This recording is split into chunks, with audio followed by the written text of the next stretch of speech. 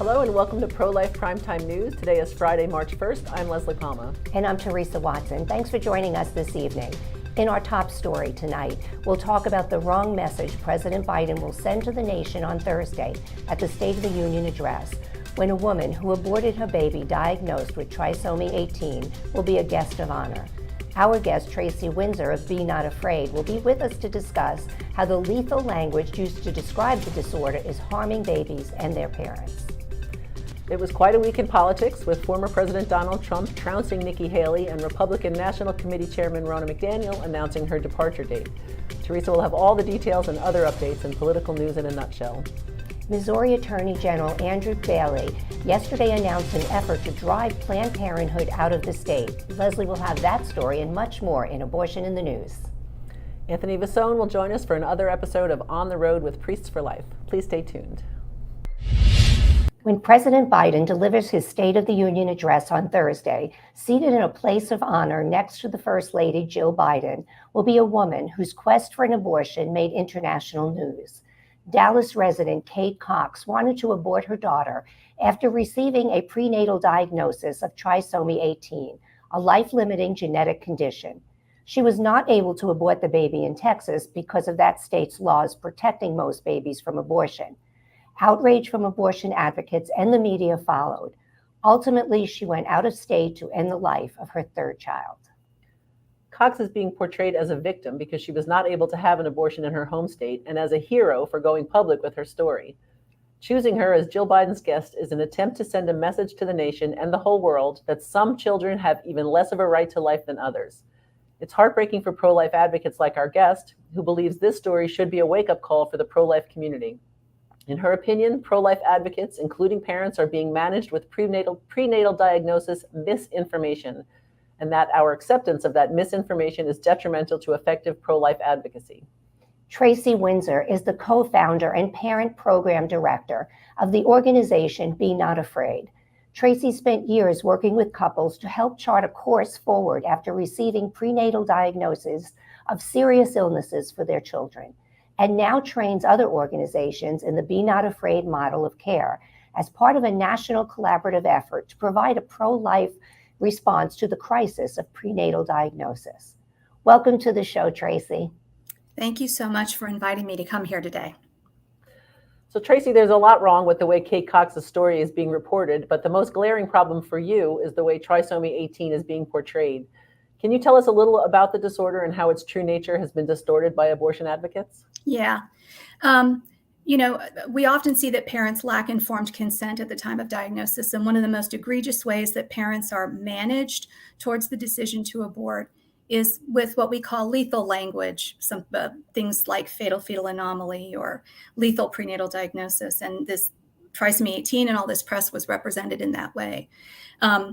In fact, trisomy 18 is a genetic condition. It results from an extra copy of the 18th chromosome, and it results in significant to severe disability. And then individuals with genetic syndromes will sometimes have secondary physical anomalies or structural anomalies that occur along the midline of the body.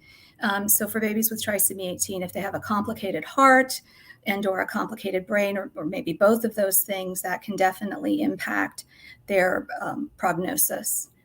So that's the basic explanation of trisomy 18. I would say that this lethal language didn't just start with the post or the pro-abortion advocacy. It's really used pretty frequently in the obstetric community. And then sadly, we see it used in a lot of our pro-life legislation as exceptions to heartbeat bills.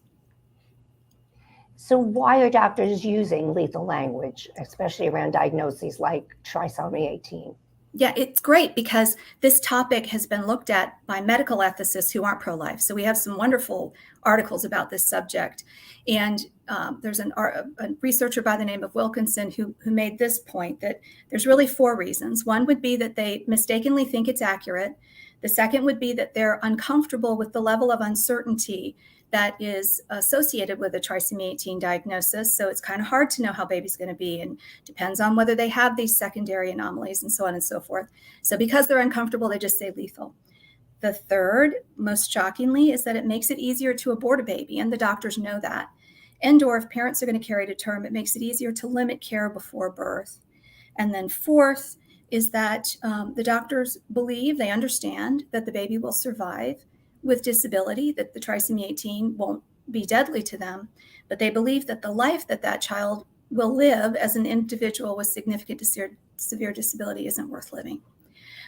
So these are the reasons that lethal language is often attached. And again, looking at any one of those, we really probably also as a pro-life community want to think about why we're using them ourselves, kind of participating in this management of parents toward abortion. Right, so if it's inaccurate to say these babies will all die rather than some will die and some will live with significant to severe disability, are there other things parents should be hearing at diagnosis, things our pro-life advocacy should focus on? Most definitely.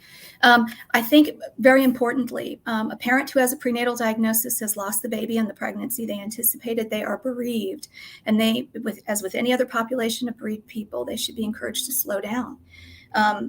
Upwards of 80% of parents experience the prenatal diagnosis as a traumatic event. Again, we have very specific ways in which we provide outreach to individuals who are traumatized.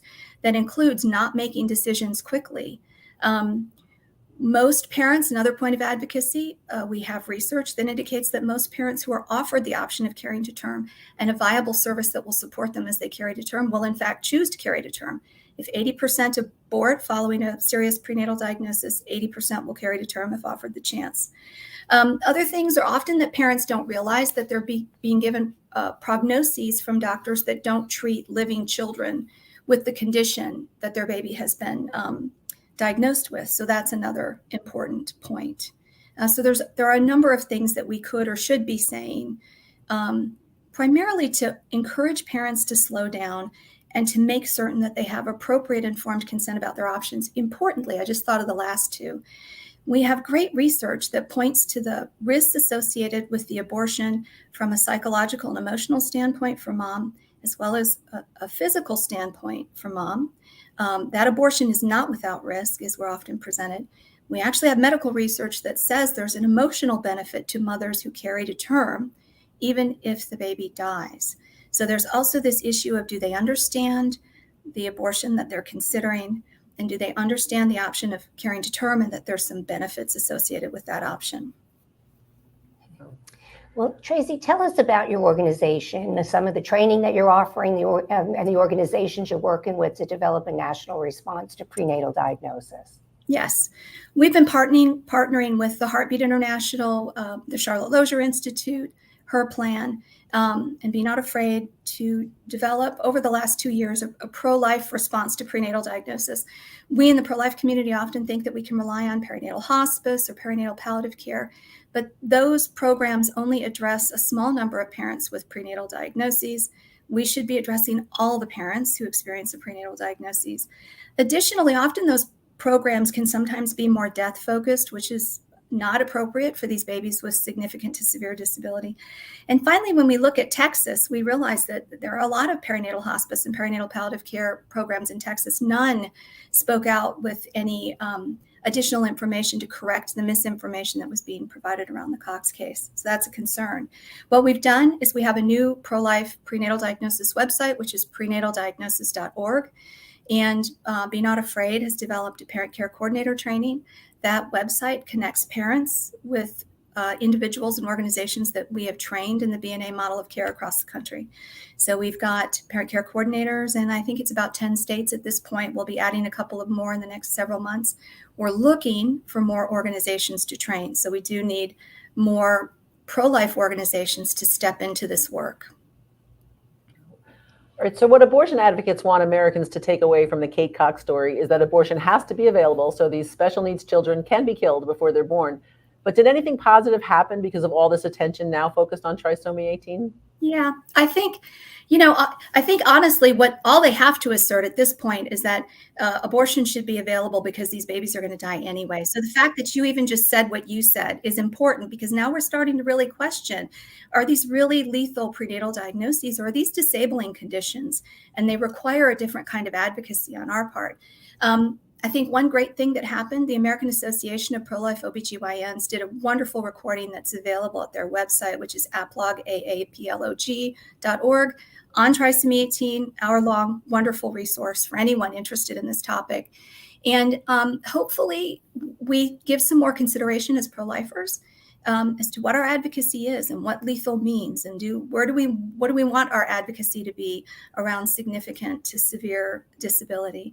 And then finally, hopefully that we recognize that we need to have our own pro-life approach and pro-life outreach for parents experiencing the wide variety of diagnoses, so that we can connect with parents like Kate Cox early on and make certain that they understand fully what their options are before it ever gets to the point of the court case that we've seen and kind of this very public experience of trauma and loss played out for this family.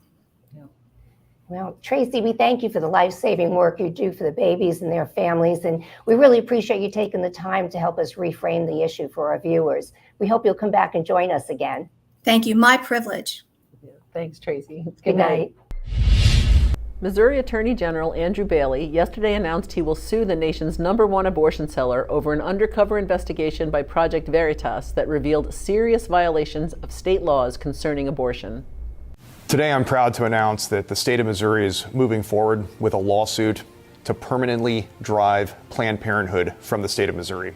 This lawsuit is a direct result of the investigation conducted by Project Veritas in November of 2023 that uncovered an agent of a Planned Parenthood clinic in Kansas City brazenly committed to past, present, and future violations of this state's laws regarding proper parental consent, notification, a conspiracy to traffic women out of state for abortions, and a conspiracy to conceal the sexual exploitation of children. Planned Parenthood, by state statute, is a mandatory reporter for any sexual offenses against children. And yet in the video, an agent of Planned Parenthood is committed to concealing the fact that a 13-year-old who cannot legally consent to sexual conduct has experienced sexual abuse. This should disgust anyone concerned about the health and safety of women and children in the state of Missouri. It is clear to me that Planned Parenthood refuses to comply with Missouri state statute. They are unable and unwilling to provide safe or ethical health care. There are administrative penalties, there are civil penalties, and ultimately criminal penalties.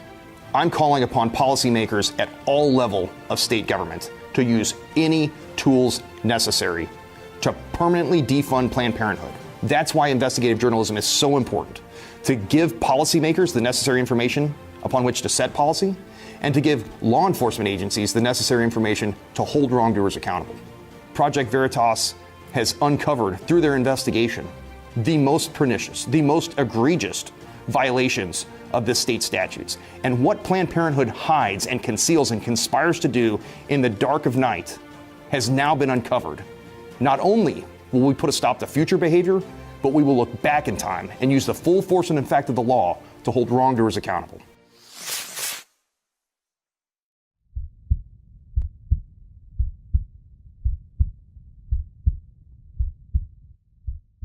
Parents in Illinois are fighting back against a bill that would make it a crime for them to object to their minor daughters having abortions.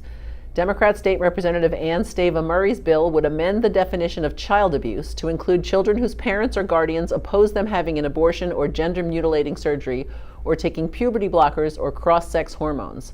If passed, House Bill 4876 would give Illinois minors the same legal status as adults for consenting to these life-altering services.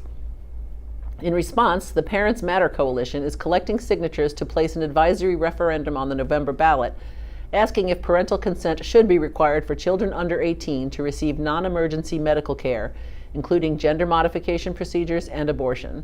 500,000 signatures are needed to get the measure on the ballot. Although she was elected to defend the laws of the state of Michigan, Attorney General Dana Nessel will not defend the state's law mandating a 24-hour waiting period before abortion. The law is being challenged by abortion sellers who object to mothers taking one day to decide if they really want to end the lives of their children. Nessel said a court should grant an injunction that would halt enforcement of the law. I remain steadfast in my commitment to ensuring that the women of Michigan receive the health care services and reproductive health freedoms they need, Nessel said. Right to Life of Michigan said women in the state should be concerned with their Attorney General's stance on the issue. The pro-abortion organization We Count found that the number of abortions in the country is slightly lower since Roe v. Wade was overturned in June 2022. The group's latest review found between 81,150 and 88,620 abortions took place each month from July through September 2023.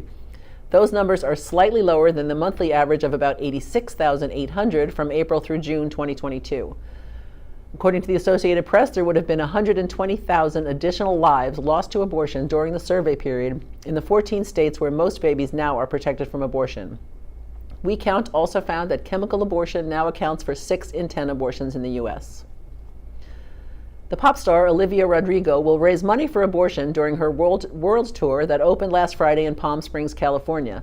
In a TikTok video released before she took the stage, the 21-year-old singer said she would partner with the National Network of Abortion Funds to protect the reproductive health freedom of women, girls, and people who menstruate, otherwise known as women and girls. She called abortion a cause I care so deeply about. The mainstream media had a meltdown last week after the New York Times reported that presumptive presidential candidate Donald Trump privately supports a law that would protect babies from abortion at 16 weeks. Now, a new poll from The Economist YouGov found that 48% of Americans agree with Trump, while 36% would oppose such a law. Another question asked respondents when abortion should be legal. 38% said only in special circumstances, like when the life of a mother is endangered by the pregnancy. Only 24% said abortion should be legal in any and all circumstances. Minnesota Catholic Bishop Robert Barron prayed in front of an abortion business in his diocese last week. Friends, on Friday evening, I prayed outside of Planned Parenthood with a number of other individuals who tirelessly devote their time and prayers to the unborn, the bishop posted on X. We must continue to pray for the conversion of hearts and minds to protect the most vulnerable in our society and to stand firm in protest against the culture of death. The bishop has called the fight against abortion the most pressing moral issue of our day. France is on track to become the first nation in the world to add abortion as a right guaranteed by its constitution after the Senate on Wednesday approved the measure by a vote of 267 to 50. The National Assembly voted 493 to 30 in favor of the change last month. The final hurdle for the bill is to receive a 3/5 majority at a special Congress made up of both houses of Parliament, and it appears very likely it will receive the support it needs. Abortion in France is legal for any reason through the 14th week of pregnancy, but the overturning of Roe v. Wade in the U.S. spurred pro-abortion activists to insert the right to abortion in their constitution, whose current iteration was adopted in 1958. And finally, pro-life high school students in Las Vegas have won a victory against censorship. Last week, the Clark County School District concluded a settlement agreement with the High School Students for Life Club and 2 former students to end prohibition of pro-life speech and protect against future bans throughout the district's more than 300 schools. Felipe Avila and Janelle Rivera served as officers of the Students for Life Club at East Career and Technical Academy, whose administrators routinely discriminated against their First Amendment right to free speech. They filed a lawsuit that was taken up by the pro-life Thomas More Society, who won an agreement with the school district that includes revisions to the school's handbook and a memorandum to district administrators reminding them that students are entitled to the freedoms guaranteed by the First Amendment. And that's abortion in the news. Donald Trump won South Carolina's Republican primary on Saturday, easily beating former UN Ambassador Nikki Haley in her home state and further consolidating his path to a 3rd straight GOP nomination. Trump also took one step closer to becoming the nominee after a convincing win in Tuesday's Republican primary in Michigan. Trump carried all of the state's 83 counties. Trump has now swept every contest that counted for Republican delegates, adding to previous wins in Iowa, New Hampshire, Nevada, and the U.S. Virgin Islands. Haley is facing growing pressure to leave the race, but she says she's not going anywhere despite losing the state where she was governor from 2011 to 2017. Biden also won his party's Michigan primary, but still faces immense challenges in his quest to secure a second term. With 27% of the vote total in, Biden had 80% of the vote. Another 14.3% of Democratic primary voters cast uncommitted ballots, Michigan's equivalent to Nevada's none of these candidates option. A 2020 rematch between Trump and President Joe Biden is becoming increasingly inevitable. Haley has vowed to stay in the race through at least the batch of primaries on March 5th, known as Super Tuesday. but was unable to dent Trump's momentum in her home state despite holding far more campaign events and arguing that the indictments against Trump will hamstring him against Biden. Here is one Trump declared taking the stage for his victory speech mere moments after polls closed. Get millions of more votes a second time, but now there's a spirit that I have never seen. We ran two great races, but there's never been a spirit like this. And I just want to say that I have never seen the Republican Party so unified as it is right now. Never been like this. CPAC attendees were asked in a straw poll who they wanted Trump to pick as his vice president, and the outcome was a first-place tie between South Dakota Governor Kristi Noem and biotech entrepreneur Vivek Ramaswamy, both of whom received 15%. Next up was former Hawaii Representative Tulsi Gabbard at 9%, and New York Representative Elise Stefanik, and South Carolina Senator Tim Scott at 8%. Trump has not indicated when he might make a decision about who would be his vice president this time around. But he has said his short list includes more than half a dozen names, including Scott and Ramaswamy. Long-term Republican leader Senator Mitch McConnell, Republican from Kentucky, announced Wednesday he will step away from leadership in November. McConnell, who turned 82 last week, announced his decision in the well of the Senate shortly after noon, a place he looked at in awe from its backbenches in 1985 when he arrived and where he grew increasingly comfortable in the front row seat afforded the party leaders. One of life's most underappreciated talents is to know when it's time to move on to life's next chapter, he said in prepared remarks reported by the Associated Press. Here's a short clip of his resignation. So I stand before you today, Mr. President, and my colleagues, to say this will be my last term as Republican leader of the Senate. I'm not going anywhere anytime soon. However, I'll complete my job my colleagues have given me until we select a new leader in November and they take the helm next January.